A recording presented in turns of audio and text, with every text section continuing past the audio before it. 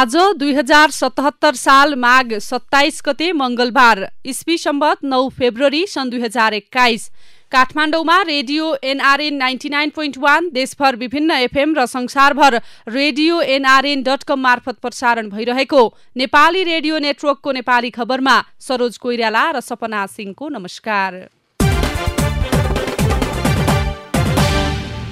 अध्यापन अनुमति पत्र लिएका हजारौं विद्यार्थी मर्कामा। संघीय लोकतान्त्रिक गणतन्त्र संशोधन हुन सक्ने प्रधानमन्त्री पक्षका वकिलको दाबी।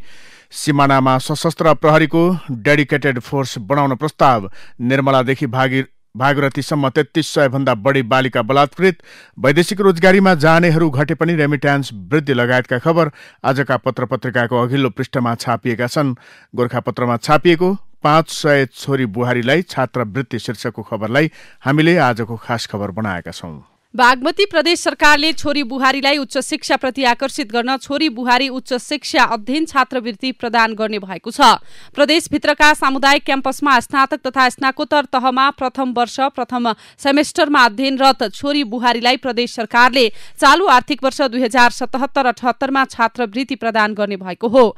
गत आर्थिक वर्षमा 404 जना छोरी बुहारीलाई छात्रवृत्ति प्रदान गरेको सामाजिक विकास मन्त्रालय अन्तर्गतको शिक्षा विकास निर्देशनालयले चालू आर्थिक वर्षमा छात्रवृत्ति दिने संख्या वृद्धि गरेर 500 जना पुर्याएको छ।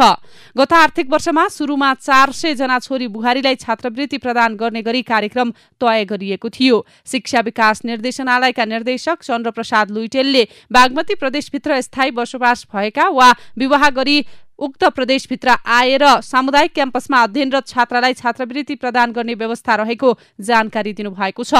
स्नाकोत्तर तहको प्राविधिक शिक्षा तथा व्यावसायिक शिक्षा विषय बाहेकका छात्रवृत्ति प्रदान गर्ने अन्य विषयका लागि प्रदेशका 13 वटै जिल्लाका लागि कोटा निर्धारण गरिएको छ। स्नाकोत्तर तहमा विज्ञान विषय बाहेक अन्य विषयमा 90 जनालाई, स्नातक तहमा विज्ञान विषयमा 70 जनालाई, स्नातक तहमा विज्ञान विषय बाहेकको अन्य विषयमा 335 जनालाई र प्राविधिक शिक्षा तथा व्यावसायिक शिक्षामा प्रथम वर्ष स्नाकोत्तरमा 5 जना छात्रालाई छात्रवृत्ति दिने गरी निर्देशनालयले कोटा निर्धारण गरेको छ। नेपाली रेडियो नेटवर्कको नेपाली खबरमा अब पहिलो पृष्ठका खबर। राजधानी दैनिकले अध्यापन अनुमति पत्र लिएका हजारौं विद्यार्थी मर्कामा शीर्षकमा खबर छापेको छ। शिक्षा सेवा आयोगले वार्षिक कार्यतालिका निर्माण गरी समयमा विज्ञापन खुलाउन नसक्दा अध्यापन अनुमति पत्र लिएर बसेका हजारौं विद्यार्थी मर्कामा परेका छन्। पदपूर्तिका लागि तथ्याङ्क पठाउने समय सीमा ऐन नियमावलीमा स्पष्ट किटान नहुँदा यो अवस्था आएको हो, जसका कारण अध्यापन अनुमति पत्र लिएर बसेका विद्यार्थी आयोगले कहिले विज्ञापन आह्वान गर्ला भन्दै कुरेर बसेका छन्। आयोगका अनुसार हालसम्म 7,17,105 जनाले अध्यापन अनुमति पत्र लिएका छन्। प्राथमिक तह अन्तर्गत 2,02,712, निम्न माध्यमिक तह अन्तर्गत 3,70,012 र माध्यमिक तह अन्तर्गत 1,44,381 जनाले अध्यापन अनुमति पत्र प्राप्त गरेको आयोगले जनाएको छ। तीमध्ये केहीले स्थायी पदपूर्तिमा नाम निकालेका छन्। शिक्षकको स्थायी नियुक्ति तथा बढुवाका लागि सिफारिस गर्ने, विद्यालयमा अध्यापन गर्न चाहने शिक्षकलाई अध्यापन अनुमति पत्र दिने लगायतका अधिकार आयोगलाई दिइएको छ। आजको नयाँ पत्रिका दैनिकले प्रधानमन्त्रीका वकिल भन्छन् संघीय लोकतान्त्रिक गणतन्त्र संशोधन हुन सक्छ शीर्षकमा अघिल्लो पृष्ठमा खबर लेखेको छ। प्रतिनिधि सभा विघटन विरुद्धका रेट उपर संवैधानिक इजलासमा भइरहेको सुनवाईमा प्रधानमन्त्री केपी शर्मा ओलीको तर्फबाट बहस गर्ने वकिलहरूले संघीय लोकतान्त्रिक गणतन्त्रको व्यवस्था संशोधन हुन सक्ने दावी गरेका छन्। यो सहितका संवैधानिक प्रावधान संशोधनकै लागि प्रधानमन्त्रीले 2/3 मत माग्दै प्रतिनिधि सभा विघटन गरेको उनीहरूको तर्क छ। संसदीय व्यवस्थाको कुरा गर्दै जनतामा जाँदा गणतन्त्र नै खत्तम भयो भन्ने हो भने त हाम्रो संविधानको धारा 274 ले संघीय लोकतान्त्रिक गणतन्त्रको विरुद्धमा संविधान संशोधन हुन सक्दैन त भन्या छैन श्रीमान। सोमबारको इजलासमा प्रधानमन्त्री ओलीका तर्फबाट बहस गर्दै वरिष्ठ अधिवक्ता विष्णु प्रसाद भट्टराईले भन्नुभयो, प्रधानमन्त्रीले संविधान संशोधनको औचित्यलाई समेत ध्यानमा राखेर विघटनको निर्णय गर्नुभएको हो श्रीमान। धारा 2074 मा नेपालको सार्वभौमिकता, भौलिक अखण्डता, स्वाधीनता र जनतामा निहित सार्वभौम सत्ताको प्रतिकूल संविधान संशोधन हुन नसक्ने उल्लेख छ। भट्टराईका अनुसार यी बाहेकका विषयमा संशोधनका लागि 2/3 मत आवश्यक भएकाले प्रधानमन्त्रीले विघटन गरी चुनावमा जाने निर्णय गर्नुभएको हो। विघटनका लागि राष्ट्रपति समक्ष सिफारिस गर्ने मन्त्री परिषदको निर्णयमा पनि प्रधानमन्त्री ओलीले संविधान संशोधन गर्न 2/3 आवश्यक भएकाले प्रतिनिधि सभा विघटन गरी चुनाव घोषणा घोषणा गरेको उल्लेख गर्नुभएको छ।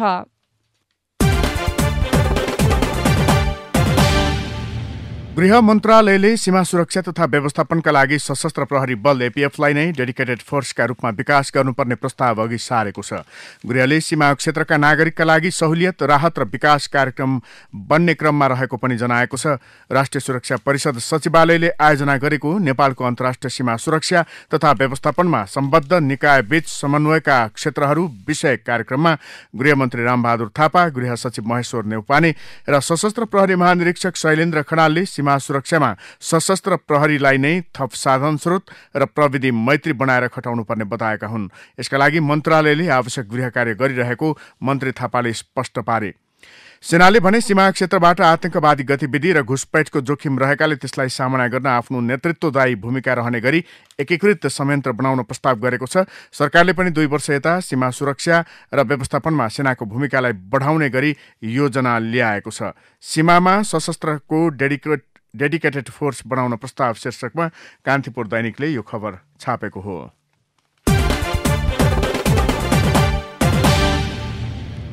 बलात्कार सम्बन्धी जघन्य अपराधका घटना हरेक वर्ष बढ्दै गइरहेका छन्। पछिल्ला 5 वर्षमा बलात्कारका 11,000 घटना त दर्ता नै भएका छन्। सबैभन्दा डरलाग्दो तथ्यगत पीडित मध्ये 5,000 बालिका छन्।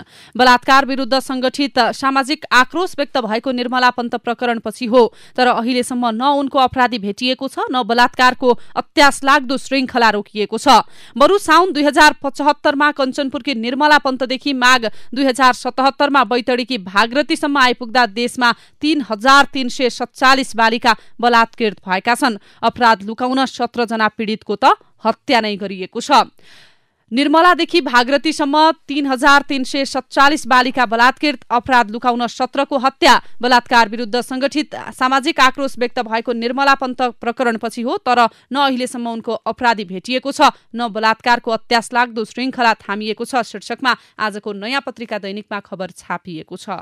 बलात्कारपछि घाँटी थिचिएको थियो शीर्षकमा कान्तिपुर दैनिकले यो खबरलाई छापेको छ। दोगडा केदार गाउँपालिका 7 चढेपानीकी 17 वर्षीय भागरथी भट्टको बलात्कारपछि हत्या गरेको पुष्टि भएको छ। जिल्ला अस्पताल बैतडीबाट सोमबार आएको पोस्टमार्टम रिपोर्टमा बलात्कारपछि घाँटी थिचेर हत्या गरिएको पुष्टि भएको हो।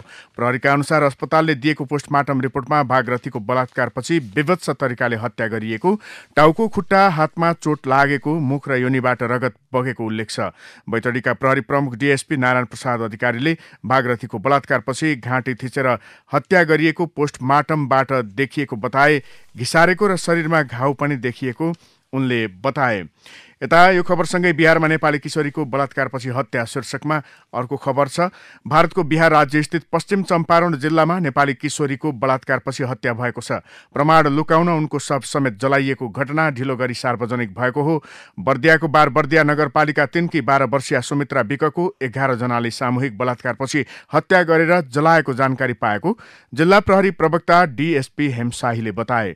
घटना नेपाल भारत सीमा नजिक कुण्डवा चैनपुरमा भएको हो। किशोरी चैनपुर बजारमा परिवारसँग बस्दै आएकी थिइन्।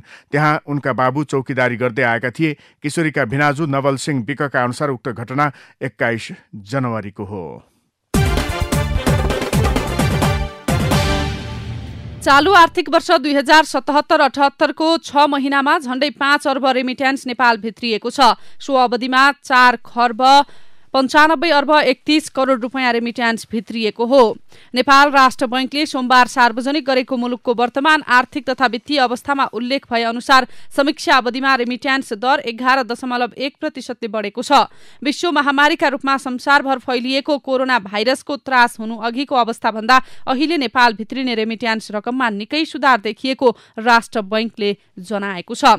रेमिट्यान्स धेरै भित्रियो। 6 महिनामा झण्डै 5 खर्ब रेमिट्यान्स, विदेशी मुद्राको सञ्चिति 15 खर्ब नजिक, 14 महिनाको वस्तु आयात धान्ने शीर्षकमा आजको राजधानी दैनिकको अघिल्लो पृष्ठमा खबर छ। मुलुकमा कोरोना भाइरस कोभिड-19 को प्रतिकूल प्रभाव हुँदाहुँदै पनि अर्थतन्त्रका सकारात्मक सूचक देखा पर्न थालेका छन्। कोरोना महामारीका बेला लगाइएको बन्दाबन्दी हटाइए यता अर्थतन्त्रले सकारात्मक सूचक देखाउन थालेको हो। निर्यातमा बढोत्तरी, महँगीमा कमी र विप्रेषणमा वृद्धि लगायतले अर्थतन्त्रको सुधारको दिशामा गएको देखिएको छ। चालू आर्थिक वर्ष 2077-78 को 6 महिनामा वार्षिक वार्षिक बिन्दुगत आधारमा उपभोक्ता मूल्य सूचकाङ्कमा आधारित मुद्रास्फीति 3.7% रहेको केन्द्रीय ब्याङ्कले जनाएको छ। यस अवधिमा आयात 4.8%ले घटेको छ भने निर्यात 6.1%ले बढेको छ। चालु आर्थिक वर्षको 6 महिना अर्थतन्त्र सुधारको दिशामा शीर्षकमा गोरखापत्रमा खबर छापिएको हो।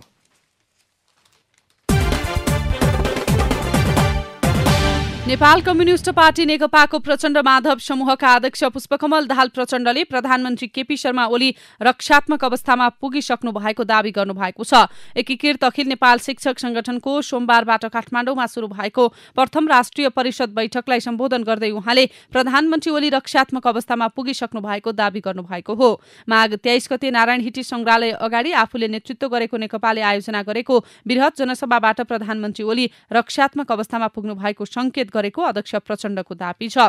केपी ओली अब रक्षात्मक हुने गतिमा गइसके। अस्तिसम्म त धक्क लगाउँथे। अस्तिको कार्यक्रममा सुरक्षा संगठनका मान्छेले गन्दा पनि 30,000 भन्दा बढी देखिएनन्। उहाँले भन्नुभयो, अहिले उनीहरू नै धेरै मान्छे किन ल्याउन सकिएन भनेर एकअर्कामा गाली गर्दै हिँडेका छन्।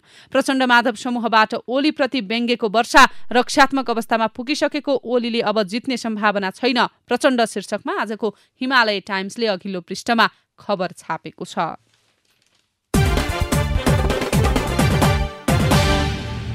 आउँदो 3 वर्षभित्र मुलुकका सबै स्थानीय तहको केन्द्रसम्म पक्की सडक पुर्याइने भएको छ। सरकारले रूपान्तरणकारी आयोजनाका रूपमा अगाडि सारेको प्रादेशिक तथा स्थानीय सडक सुधार कार्यक्रम अन्तर्गत 3 वर्षभित्र मुलुकभरिका सबै स्थानीय तहसम्म कालोपत्रे सडक निर्माण गर्ने कार्यक्रम अगाडि बढाएको हो। सरकारको 15औं पञ्चवर्षीय योजना अन्तर्गत यो कार्यक्रम सूचीकृत गरिएको छ। सबै स्थानीय तहमा 3 वर्षभित्र पक्की सडक शीर्षकमा गोरखापत्रले खबर छापेको छ। अब भित्री पृष्ठका खबर। निर्वाचनको तयारी र आफ्नो पार्टी नेकपा भित्रको विवाद लगायतका विषयमा कुराकानी गर्न प्रधानमन्त्री केपी शर्मा ओली आज निर्वाचन आयोग जाँदै हुनुहुन्छ। आयोगले यसअघि नेकपाका दुवै शीर्ष नेतालाई छलफलका लागि बोलाएको थियो, तर दुवै पक्षले आफ्ना प्रतिनिधि मात्रै पठाएका थिए। लगतै पार्टीको आधिकारिकता दावी गर्न नेकपाका पुष्पकमल दाहाल प्रचण्ड र माधव नेपाल लगायतका नेताहरू आयोग पुगेका थिए। प्रधानमन्त्री ओली भने पार्टीमा विवाद सुरु भएपछि आयोग जानु भएको छैन। ओली जसरी पनि निर्वाचनमा जानुपर्ने पक्षमा हुनुहुन्छ, त्यसैले उहाँले आयोगले चुनावी कार्यक्रम अगाडि बढाउनुपर्ने धारणा राखिराख्नु भएको छ। सानै उमेरमा देवताका लागि बालबालिकालाई चढाउने र ती ठूलो भएपछि पुरुषहरूले शारीरिक सम्बन्ध राख्न पाउने देउकी प्रथा हाल प्रचलनमा छैन। तर उक्त प्रथाले पीडित बनेका सुदूरपश्चिममा अझै छन्, जसको अनेकन हैरानी, बेचैनी र व्यथाले डेरा गरेको छ। त्यसै मध्येकी एक हुन् बैतडीकी उमेरले 50 वर्ष काट्ने लागेकी एक महिला।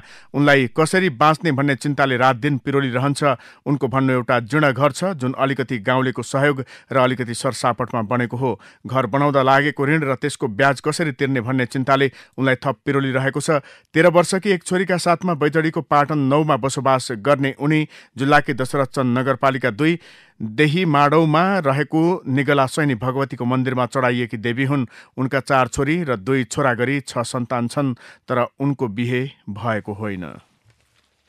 प्रतिनिधि सभा विघटनको असंवैधानिक कदम विरुद्ध संयुक्त आन्दोलन गर्न कांग्रेस तयार देखिएको छैन। नेकपाको पुष्पकमल दाहाल र माधव कुमार नेपाल समूहले संयुक्त आन्दोलनका निम्ति प्रस्ताव गरिरहे पनि कांग्रेसले स्वीकार गरेको छैन। दाहालले भने फागुन पहिलो सातादेखि संयुक्त आन्दोलन हुने दावी गर्दै आएका छन्। बैतडीकी किशोरी भागरथी भट्ट हत्या विरुद्ध काठमाडौँमा विरोध प्रदर्शन भएको छ। कञ्चनपुरकी निर्मला पन्त तथा बझाङकी सम्झना विककै शैलीमा भागरथीको निर्मला हत्या भएको भन्दै विद्यार्थीहरूले प्रदर्शन गरेका हुन्। संविधानमा टाँसिदे, बलात्कारीलाई फाँसी दे लगायतका नारा लगाउँदै सोमबार विद्यार्थीहरू माइती घर मण्डलामा उत्रिए। नेपाल आयल निगमले इन्डियन आयल कर्पोरेसनसँग पेट्रोल प्रति लिटर 52 रुपियाँमा किन्छ, तर उपभोक्तालाई प्रति लिटर 110 रुपियाँमा बेच्छ। यसो गर्दा पनि निगमलाई पेट्रोलमा प्रति लिटर 6.80 रुपियाँ घाटा हुने गरेको दावी निगमको छ। पेट्रोलको मूल्यको यो अवस्थामा विक्रेता र उपभोक्ता कोही पनि फाइदामा छैनन्। अझ खरिद र बिक्री मूल्यको तुलना गर्ने हो भने उपभोक्ताले दोब्बर भन्दा बढी तिर्नु परेको देखिन्छ।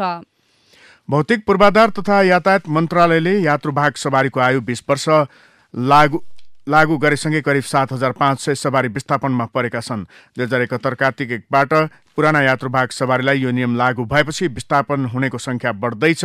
यातायात व्यवसायीले यसको विरोध गर्दै नियममा पुनर्विचार गर्नुपर्ने माग राख्दै आएका छन्। मन्त्रालय भने नियमानुसार 20 वर्ष पुगेका सवारीको दर्ता खारेज गरी सञ्चालन गर्न नदिने अडानमा छ।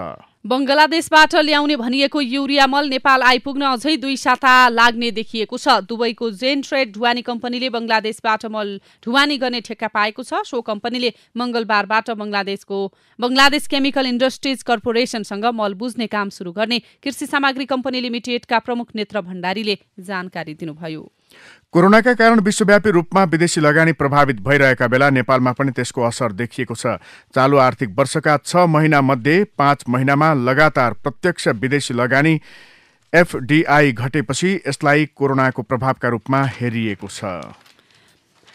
चालु आर्थिक वर्षको 6 महिनामा वार्षिक बिन्दुगत आधारमा उपभोक्ता मूल्य सूचकाङ्कमा आधारित मुद्रास्फीति 3.5% रहेको छ। मुद्राको अवमूल्यन हुँदा 3.5% कै दरमा मूल्य वृद्धि पनि भएको छ।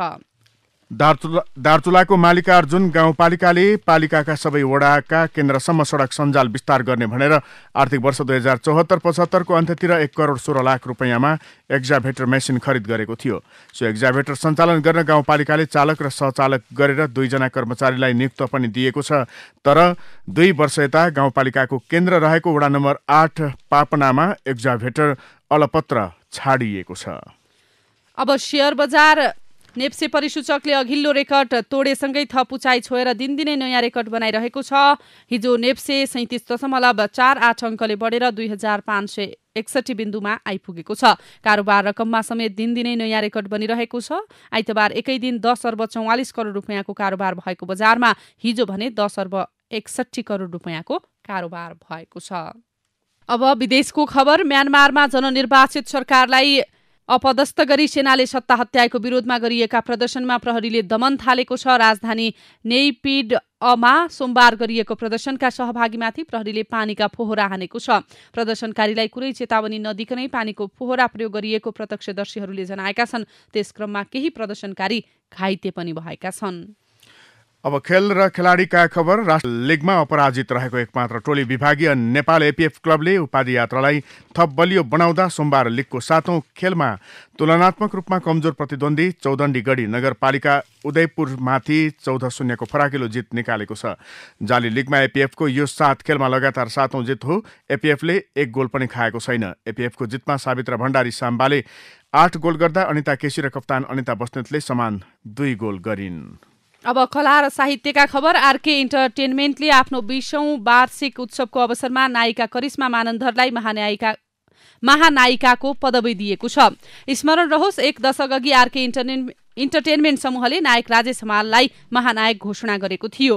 राष्ट्रिय सभागृहमा आयोजित कार्यक्रममा करिश्मालाई राजेश हमाल लगायतले महानायिका देखिने स्यासे र क्राउन लगाइदिएका थिए। नेपाली रजतपटमा 3 दशकदेखि छाएकी करिश्माले 2045 सालमा चलचित्र सन्तानबाट नायिकाको रूपमा डेब्यू गरेकी थिइन्।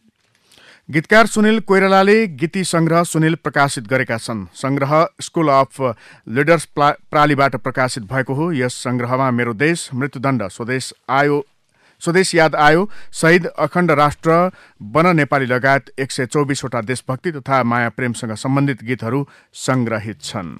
नेपाली रेडियो नेटवर्कको नेपाली खबरमा अब विचार विश्लेषण। सबैभन्दा पहिले आजको नयाँ पत्रिका दैनिकमा छापिएको इन्टरनेट शुल्क घटाउ शीर्षकको सम्पादकीयलाई लिएका छौं। नवपरिवर्तनका क्षेत्रमा काम गर्न चाहने परम्परागत प्रशासनिक झमेलाहरू र अवरोधहरूसँग अभ्यस्त हुन सक्दैनन् या उनीहरूको उत्साह कायम राख्न पनि सबै क्षेत्रमा सहज पहुँचको अवस्था सृजना हुनु जरुरी छ। इन्टरनेटमा लाग्ने अधिक करले राज्यलाई जे जति आयस्ता हुन्छ र त्यसमार्फत सरकारले जे जति उत्पादनमूलक क्षेत्रमा लगानी गर्न सक्छ त्यसबाट हुने प्रतिफलको तुलनामा सस्तो इन्टरनेट सेवाको उपयोग गरेर हुने आर्थिक गतिविधिको उत्पादकत्व धेरै माथि हुने निश्चित छ। त्यसैले इन्टरनेटलाई सार्वजनिक वस्तुका रूपमा जति सस्तोमा उपलब्ध गराउन सक्यो उति यसले समाज र अर्थतन्त्र अघि बढ्न सहयोग गर्छ। इन्टरनेटमा लगाइएको अधिक कर हटाउँ र यसलाई सस्तो बनाऊ। नयाँ पत्रिकाले नेपाल उद्योग वाणिज्य महासंघका अध्यक्ष शेखर गोल्सासँग संवाद गरेको छ। संवादका मुख्य बुँदाहरू यस्ता छन्। डेरी क्षेत्रमा विदेशी लगानी एकैपटक भित्रियो भने यस क्षेत्रको इकोसिस्टम बिग्रिन सक्छ। यसले किसानहरू मर्कामा पर्न सक्छन्। कृषिको इकोसिस्टममा हजारौं किसान जोडिएका हुन्छन्। त्यो इकोसिस्टम नबिग्रियोस् भन्ने हाम्रो धारणा हो। निजी क्षेत्रले एकताबद्ध भएर आवाज उठाउँदा सरकारी तहबाट चाँडै सुनवाई भएका थुप्रै उदाहरण विगतमा पनि छन्। निजी क्षेत्रका थुप्रै समस्या छन्। ती समस्याको समाधानमा राज्यसँग बलियो लबिङ गर्न सक्छौं। विदेशी लगानी ल्याउँदा राष्ट्रिय पुँजीलाई अवमूल्यन नगरौं शीर्षकमा नेपाल उद्योग वाणिज्य महासंघका अध्यक्ष शेखर गोल्सासँग नयाँ पत्रिकाले यो संवाद छापेको हो। आजको अन्नपूर्ण पोस्ट दैनिकमा आयुर्वेद र योगमा स्वस्थ जीवनशैली शीर्षकमा देवराज उपाध्यायको विचार छापिएको छ। योगलाई जीवन पद्धति बनाउनुपर्छ। दैनिक कम्तीमा 30 मिनट योग गर्नुपर्छ। यसमा 10 मिनट शारीरिक, 10 मिनट श्वास प्रश्वास र 10 मिनट मनलाई आनन्द बनाउन ध्यान गर्नुपर्छ। योगको अभ्यासले शरीरमा हल्कापन आउँछ र फ्री रेडिकल बढ्न पाउँदैन।